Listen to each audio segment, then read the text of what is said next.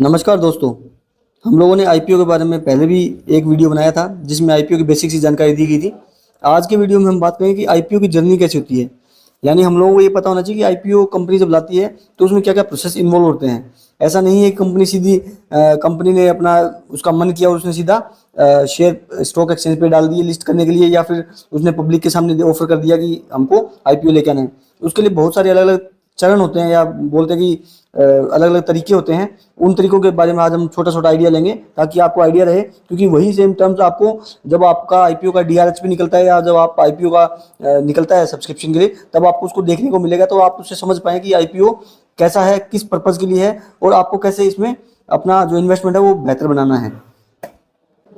जैसा कि हमने पहले भी बात की थी कि जब हम आईपीओ में अप्लाई करते हैं तो वही एक मौका होता है जब हमारे पास ऑप्शन होता है कि हम कंपनी के ओनर्स या फिर जो एंकर इन्वेस्टर्स होते हैं उनसे शेयर खरीद सकें। यानी जब हम आईपीओ में पैसा लगाते हैं तो जो हमारा पैसा है, जो हमने आईपीओ में लगाया है, वो पैसा सीधा डायरेक्टली उस कंपनी को जाता है, या कंपनी के जो एस इन्वेस्टर्स या जो प्रमोटर्स होते हैं उनको जाता है। एक बार जब आईपीओ में से कंपनी लिस्ट होगी स्टॉक एक्सचेंज के ऊपर, उसके बाद में हम जैसे अलग अलग इन्वेस्टर्स जो हैं उनके पास शेयर आ जाते हैं। उसके बाद अगर हम शेयर खरीदते हैं स्टॉक एक्सचेंज पे ट्रेड करके, या इन्वेस्ट नॉर्मली या जो आजकल करते हैं हम, तो उसमें हमको जो शेयर परचेज करना है वो कंपनी से परचेज नहीं कर सकते, हम किसी दूसरे इन्वेस्टर से ही परचेज करना पड़ेगा जो बेचने के इच्छुक होगा।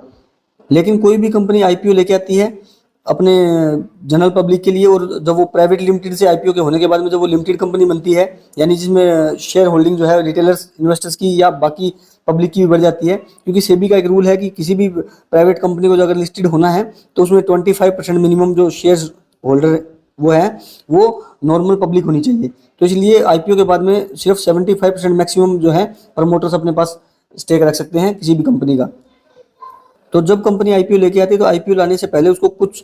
सारे स्टेप्स कंप्लीट करने पड़ते हैं, अलग अलग पार्टियां अपॉइंट करनी पड़ती हैं ताकि उससे वो अपना आईपीओ का जो प्रोसेस है वो कंप्लीट कर सके। तो हम उनके बारे में बात करेंगे। तो जो सबसे पहला जो पार्टी वो जब आईपीओ कंपनी लेके आती है मार्केट में, तो उससे पहले उसको बुक रनिंग लीड मैनेजर बोलते हैं, जिसको बुक रनिंग लीड मैनेजर, ये आप कभी कभी इसको लीड मैनेजर भी बोलते हैं। आजकल जो बुक रनिंग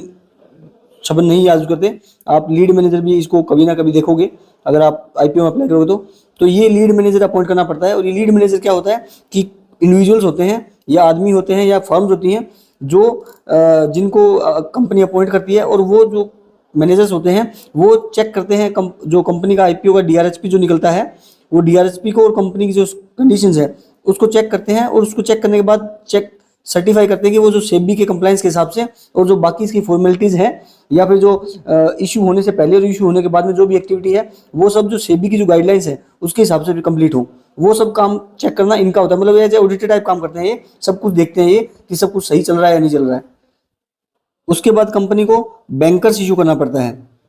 इन्वेस्टमेंट बैंकर्स जो होते हैं अलग अलग, वैसे ही बैंकर है हर कंपनी आईपीओ की जो कंपनी तो एक बैंकर इशू करती है। और वो बैंकर क्या करेगा, जितना भी आईपीओ से जो इन्वेस्टर जो फंड रेज करेंगे वो फंड को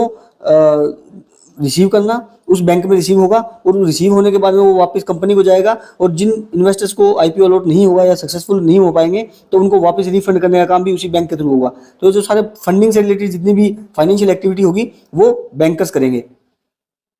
उसके बाद तीसरा और सबसे इंपॉर्टेंट जो चीज़ आती है कि कंपनी को अंडर राइटर्स भी होते हैं, कंपनी को अंडर राइटर भी अपॉइंट करने पड़ते हैं। अंडर राइटर या तो इंडिविजुअल हो सकता है, अकेला आदमी हो सकता है, या फिर फर्म हो सकती है, या इंस्टीट्यूशंस बोल सकते हैं, बड़े बड़े जो हाउसेज हैं, फंड हाउसेज, वो भी हो सकते हैं। इनका क्या काम क्या होता है कि जब कोई कंपनी आईपीओ लेके आती है तो वो अंडर राइटर नियुक्त करती है, और अंडर राइटर एक गारंटी देता है उस कंपनी को कि अगर आपका आईपीओ है वो अगर अंडर सब्सक्राइब रह गया, यानी कि जरूरी नहीं कि हर कोई आईपीओ जो मार्केट में शेयर में लेके आते हैं उसको उसके बायर्स मिल जाए मार्केट में। तो वो कई बार क्या होता है कि जो आईपीओ है वो अंडर सब्सक्राइब भी रह जाता है और पूरे शेयर मार्केट में बिक नहीं पाते हैं। तो अंडर राइटर होता है वो रिटर्न में इसको ये देता है, अथॉरिटी देता है, रिटर्न में एक वो देता है कि अगर आपका पूरा शेयर नहीं बिके तो हम आपके शेयर एग्री कर लेंगे, बाई वो मतलब एग्री करते हैं बाई करने के लिए कि अगर आपके शेयर जो है वो आप नहीं बेच पाए बाहर मार्केट में पब्लिक को, तो हम आपसे पूरा शेयर ले लेंगे। और अगर सब्सक्राइब हो जाता है पूरा और बिक जाता है तो कोई दिक्कत नहीं है। उसके केस में क्या होता है कि अंडर राइटर जब ये काम करता है और एग्री होता है पहले से एडवांस में कि हम आपके शेयर लेंगे अगर पब्लिक को नहीं बेच पाए, तो उसके लिए अंडर राइटर कमीशन भी लेता है। कमीशन किससे लेता है? वो आईपीओ वाली कंपनी से कमीशन लेता है, और वो परसेंटेज होता है कितने बड़ा आईपीओ है उसके हिसाब से, क्योंकि वो अपना स्टेक लगा रहा है इसमें। उसके बाद लास्ट आता है रजिस्ट्रार। आईपीओ निकालने वाली कंपनी को रजिस्ट्रार अपॉइंट करना पड़ता है, और रजिस्ट्रार का ये काम होता है कि वो जो जितने भी एप्लीकेशंस आती हैं आईपीओ के लिए उस सब में एलिजिबल कितने हैं, मान लो सबकी एप्लीकेशन चेक करेगा और कितने एलिजिबल है उसमें उसको करने के लिए, और जो जितने भी नॉन एलिजिबल हैं या जिनकी एप्लीकेशन में कोई दिक्कत है उन सबको डिलीट कर देगा, और एलिजिबल अलॉटीज है उनकी एक अलग से लिस्ट बनाएगा। और उसके बाद में जिन जिनको शेयर अलॉट हुए हैं, जिन जिनको शेयर अलॉट होंगे उनके अकाउंट में, उनको डीमेट अकाउंट में वो शेयर क्रेडिट करना, और जो अनसक्सेसफुल रह गया या जिनको शेयर नहीं मिला उनको उनका फंड वापस करना, उसकी जिम्मेदारी रजिस्ट्रार की रहती है। तो इस वीडियो में हमने समझने की कोशिश की कि आईपीओ की जो जर्नी होती है पूरी,